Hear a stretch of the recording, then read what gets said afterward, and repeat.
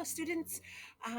This is my first time I'm using Screencastify with a Google slideshow. So we'll see how this goes. I've never done it before, but I hope all of you are well. Um, Today I want to teach you about poetic form.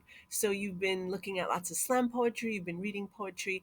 Today I want to take a little bit of a deeper look into poetry and how poets put their poems together. And I think that you'll find some of the things that I'll teach you today a bit surprising. Like, hey, I'd heard this poem before. I just didn't realize the form of the poem that the author or the poet used. Okay, so let's see how this is going to go. Perfect. I can see you can see the slides and I am still being recorded. So poetic form. What am I talking about when we are talking about poetic form? So we're talking about lines, we're talking about stanzas, and we're talking about meter, and we're talking about rhyme schemes. Now, lines and stanzas are probably a review for you. Those are the two easiest of the poetic forms, but meter and rhyme schemes are probably a bit new to you. So let's take a look at William Shakespeare's Sonnet 18. So lines and line breaks. If I were just to take a look at this poem, simply looking at the form, I can see that it has 1, 2, 3, 4, 5, 6, 7, 8, 9, 10, 11, 12, 13, 14 lines. So if I said, what's the form of this poem? How many lines? You would say 14. Poets are really mindful of where they put their line breaks. So it's different than reading a piece of a narrative text, a novel or something like that, because when we're typing, we just keep typing and it's organized in paragraphs. But poets really want to be mindful of the line breaks. So we can see that William Shakespeare broke this line off here, this line off here, this line off here. And you're going to see why in the next few slides, why those line breaks are so important. So stanzas, if I take a look at this poem, The Road Not Taken by Robert Frost, I can see that he has 1, 2, 3, 4 stanzas. So stanzas I try to compare to paragraphs in a narrative text, but in poetry we call them stanzas. So if I said how many stanzas are in this poem, that one's really easy. There's 4. How many lines? They're numbered here, so I can tell you that there's 20 lines. Now, meter in a poem. Here is where it's these skills are probably something new to you. So thinking about what meter did the poet, in this case William Shakespeare, use in this poem. So let's take a look at this first stanza right here. Shall I compare thee to a summer's day? How many syllables are in that line? Let's count. Shall I compare thee to a summer's day? 10. How about this second line? How many syllables in this second line? Thou art more lovely and more temperate. 10. 10. Where's it? 10, 10, that's 10. How about the third? Can you guess how many? Let's see. Rough winds do shake the darling buds of May. 10. So if you go through this, not only is Shakespeare here thinking about his line breaks, thinking about his stanza, thinking about the message in the poem that he's giving to, but he's doing it all in a way. He's playing with words and he's choosing his words real carefully so that all of his lines have exactly 10 syllables per line. That's the meter that makes the poem have a flow to it. So thinking about that, 10 lines. Let's take a look at these last two. Do you see how these last two are arranged a bit differently? The last two lines of the poem are arranged a bit differently. So long as men can breathe or eyes can see. So it's consistent 10 all the way throughout the entire poem. So that's part of the meter of the poem. The next thing I want to take a look at is the rhyme scheme. So we're going to take a look at Shakespeare's poem again.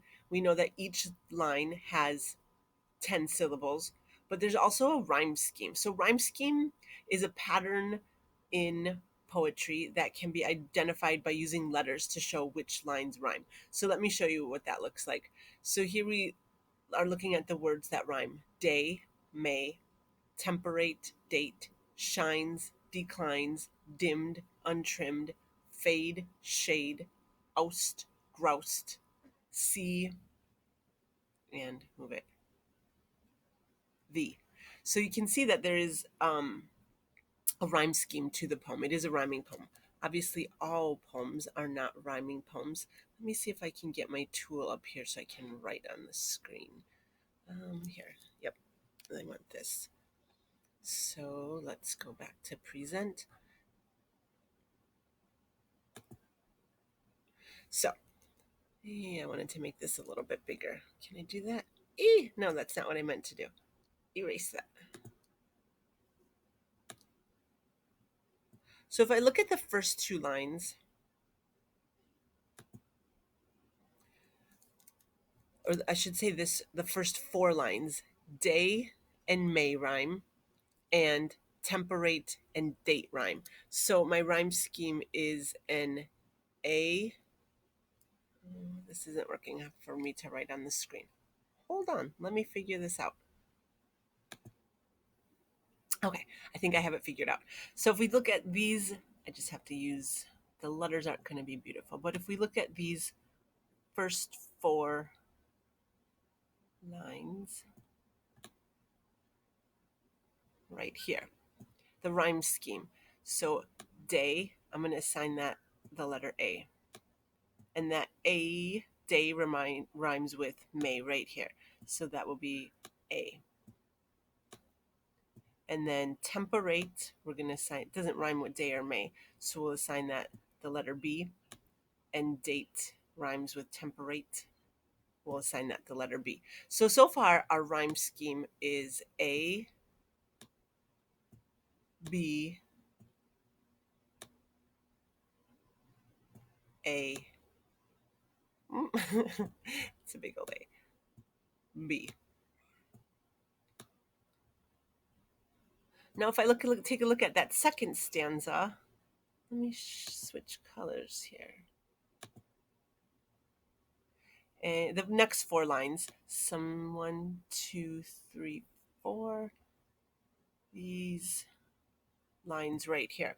So shines, declines, dimmed, untrimmed. They rhyme, but none of them rhyme with the words up here. Nothing rhymes with day or date. So we're going to assign them a different letter. So if I were to say shines, we'll call that C. Dimmed, we'll call D. Declines rhymes with dim, so that's a C. And untrimmed is rhyming with dimmed, so that's a D. So far, our rhyme scheme is A, B, A, B, C, D, C, D. Now let's take a look at the next four lines. Let's give them a different color. So let's make them purple. So these next four lines right here, but thy eternal summer shall not fade. Fade rhymes with shade, but it doesn't rhyme with any of these other words up here. So we're going to assign it a new letter. So A, B, C, D. We'll call fade E, which rhymes with fade, shade. So that's an E right there. And then oust and groused, we'll call those F.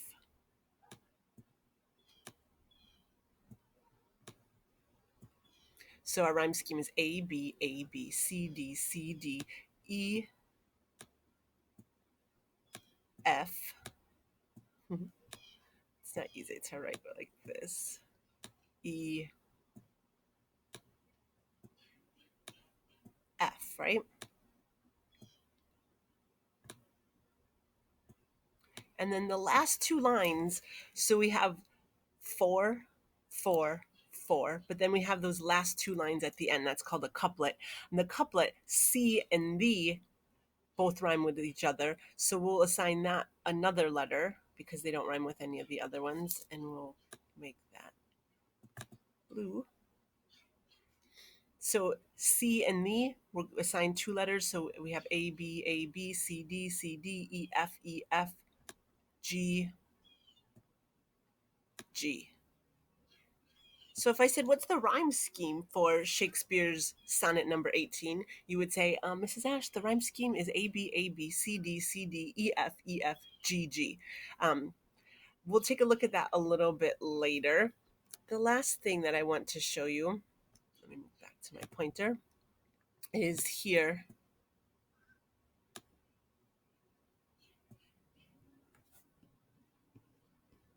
Thank you for being super patient with me while I go through all of these snafus. So if we looked at this poem, move back to this poem, we can say, okay, there's 20 lines. There are, let's see if I can make it a little bit bigger so we can see it better.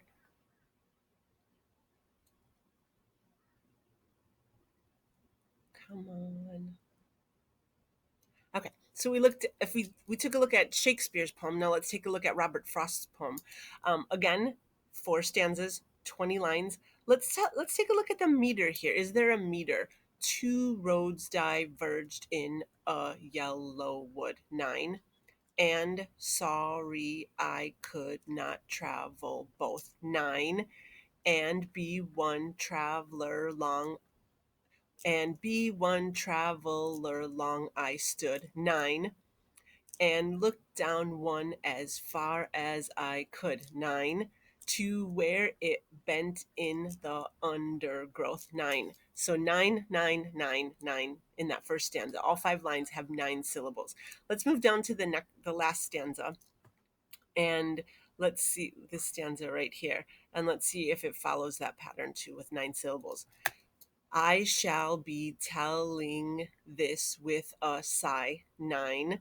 Somewhere ages and ages hence. 8. Let me double check that one. Somewhere ages and ages hence. Oops, only 8 right there. Two roads diverged in a wood and I. 9. I took the one less traveled by. 8.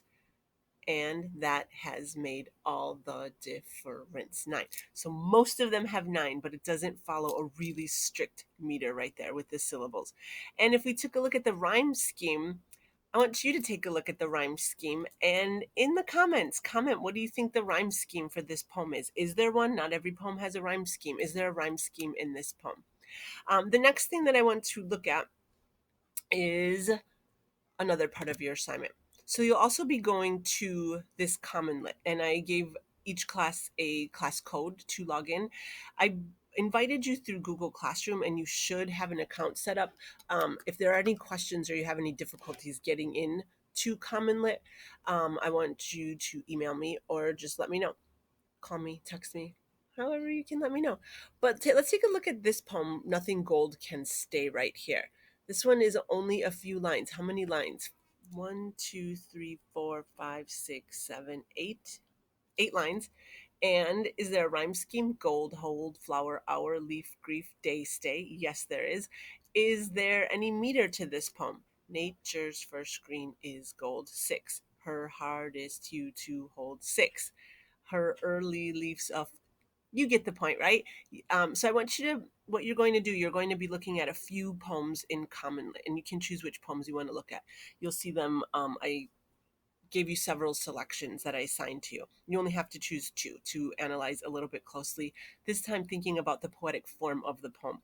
How many lines, how many stanzas, is there a meter to the poem, and is there a rhyme scheme? Again, not every single poem has all of those things, but it's fun to take a look at them and see, oh, how I knew this poem, I heard this poem before, but I didn't realize how the poet actually put it together and all the things he or she thought about when he was playing around with those words. So not only will you think about the poetic form that's used in the poem, I also want you to take a look at the assessment questions. So let's take a look at this one together. And this one, let's see if I can move my camera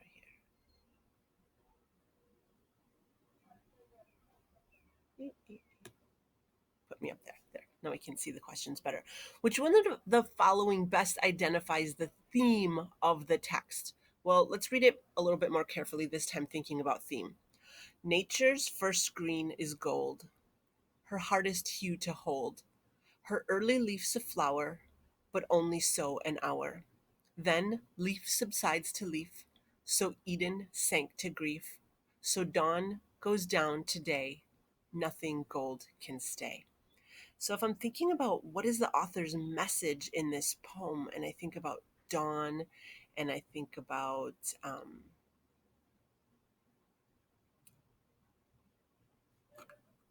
nature, the first green is gold. So if I look at my choices, love is unpredictable and inconsistent. No, it's not really about a love poem. The most beautiful moments are brief, while nothing gold can stay. It is a beautiful poem talking about beauty. And when it talks about dawn going to day, nothing gold can stay. Ooh, that seems like a good choice, but let me read the last two. Perfection and paradise are unattainable. It doesn't seem to,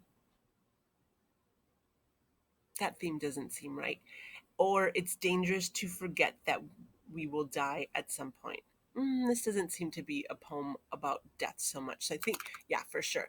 The theme of this poem is that the most beautiful moments in life are brief and that we should appreciate them and love them as they come. Let's take a look at the next question. Now, looking for evidence of that, what does we talked about symbolism, right? What does the color gold most likely represent in this poem? Nature's first green is gold, nothing gold can stay. Is it purity and beauty? Is it wealth and riches? Is it warmth and kindness? Or is it strength and power? Now, sometimes this can be tricky because we're not in the mind of the poet, and Robert Frost is playing with these words. Um, but he's talking about lots of beautiful things. Nature's first green is gold. Um, Her early leaf's a flower. Leaf subsides to leaf. Dawn goes down to day. I feel like purity and beauty is what gold is representing, and that things that are pure in this world and things that are beautiful in this world are fleeting. And think about the tulip. That's the first flower of spring, and they only last a few short weeks. Usually that's the first sign of spring. And if you look outside in your neighborhood right now, I bet you see there's some tulips that are coming up. And they are so beautiful. They're Mrs. Ash's favorite flowers. But just think about how quickly they're going to die. And when they come back, we have to wait a whole another year till the next spring before their beauty comes back again. So they are definitely pure and beautiful. So I think that's what gold is representing here, purity and beauty. Let's take a look at this next question. Which phrase from the poem best supports our answer to part A? So, part A was asking us about the theme of the poem. And we said that the theme, if we go back, we said that the theme is that beautiful moments of life are brief. So, which line best supports that? Do you think it's her early leaves of flower? Then leaf subsides to leaf, so Eden sank to grief, or so dawn goes down to day. So beauty is fleeting, leaf subsides to leaf, or dawn goes down to day. This one is a little bit tricky. If I were to pick it, I would think, let's go back again. So we're saying it's important to do a lot of rereading. The most beautiful moments in life are brief. The most beautiful moments in life are brief. So early leaves of flower, beautiful and brief. Flowers are really beautiful and they don't last a long time. Leaf subsides to leaf. That line is a little bit confusing to me, line number 5. So Eden sank to grief. If we think about the Bible, Adam and Eve, Eden, remember when she picked that apple and ate it when she wasn't supposed to, and then paradise was lost after that. So that one doesn't seem to be the best one. Dawn goes down today. I think I'm going to say A, her early leaves of flower best supports our thinking that the most beautiful moments in life are brief. Even though they all kind of support that, the most beautiful moments are. Whoops, what did I do here? I did not want to do that. Let me click out of that.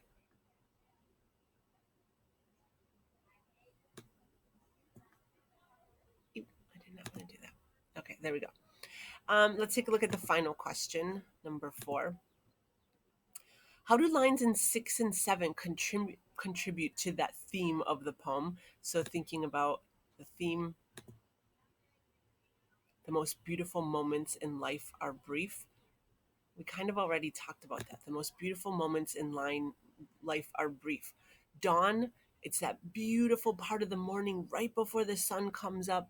It's just starting to get light, and it goes like that. So that's how it supports that the most beautiful moments in life are brief. And 7, oh, so sorry, that was 7. 6, so Eden sank to grief. Before in the Bible, when we're talking about Eden, paradise, it was gone like that after Eden ate that apple. So that those two lines support that beauty is brief and we better appreciate it, because both of those things happened so quickly and then we're gone forever. So what you'll do in your assignments, you'll see you're going to kind of analyze the poems, thinking about theme. That's what we've been talking about. But also this week, I want you to also think about the poetic form.